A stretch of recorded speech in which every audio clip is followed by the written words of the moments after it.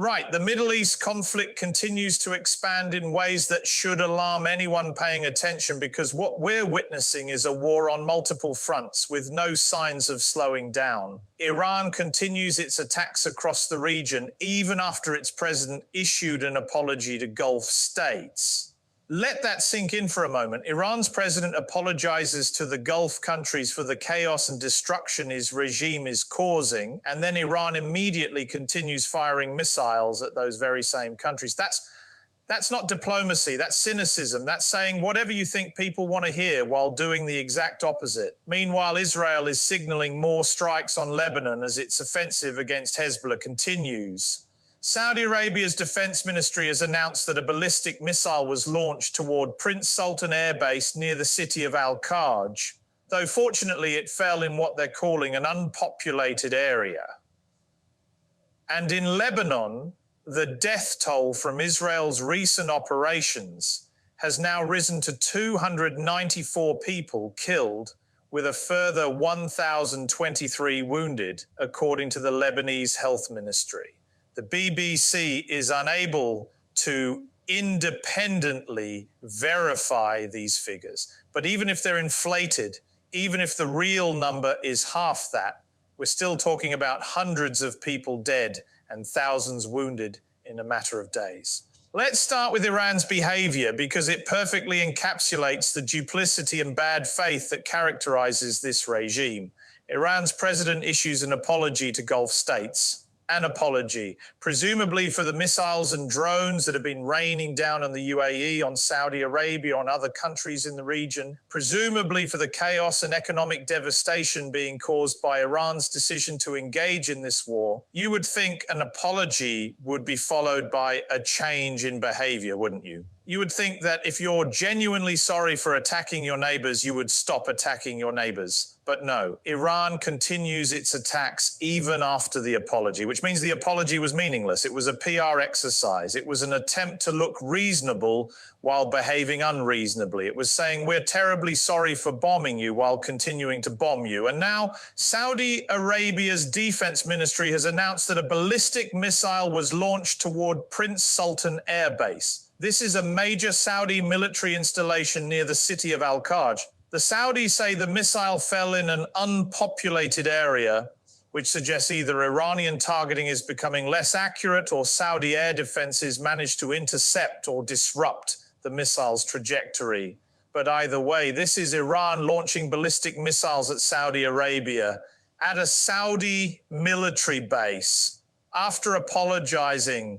The hypocrisy is breathtaking, the bad faith is staggering, and the danger to regional stability is enormous, because Saudi Arabia is not going to tolerate indefinite Iranian missile attacks on its territory. At some point, Saudi Arabia will respond. At some point, the patience of the Gulf states will run out. And when that happens, when Saudi Arabia and potentially other Gulf countries begin actively participating in strikes against Iran, this regional war becomes even more complicated and even more dangerous. Meanwhile, in Lebanon, the Israeli military continues its offensive against Hezbollah with devastating consequences for the civilian population. The Lebanese health ministry says the number of people killed since Israel's recent operations began has risen to 294. A further 1,023 have been wounded.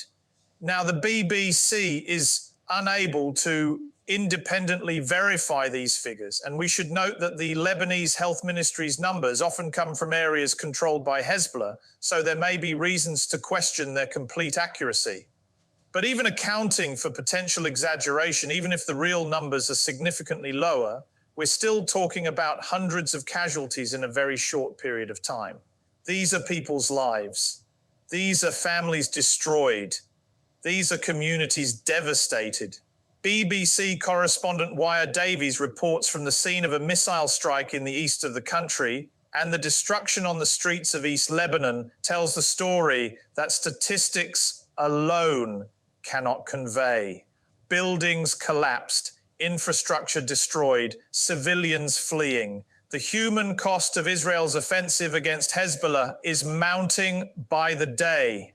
Now, Israel would argue, and does argue, that Hezbollah is an Iranian-backed terrorist organization that has been firing rockets into northern Israel for years, that Hezbollah has embedded itself within civilian areas, deliberately using Lebanese civilians as human shields, that every effort is made to minimize civilian casualties while targeting Hezbollah positions and infrastructure.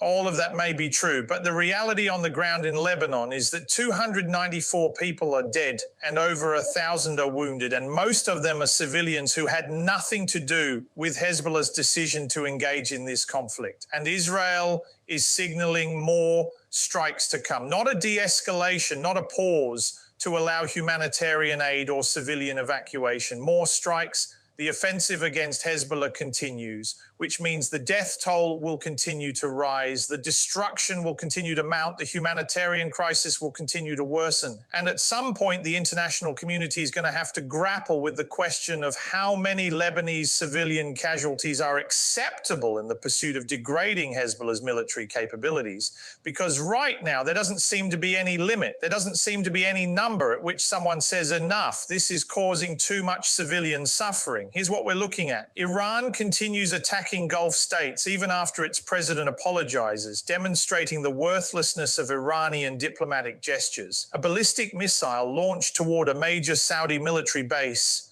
falling in an unpopulated area but representing a direct attack on Saudi territory.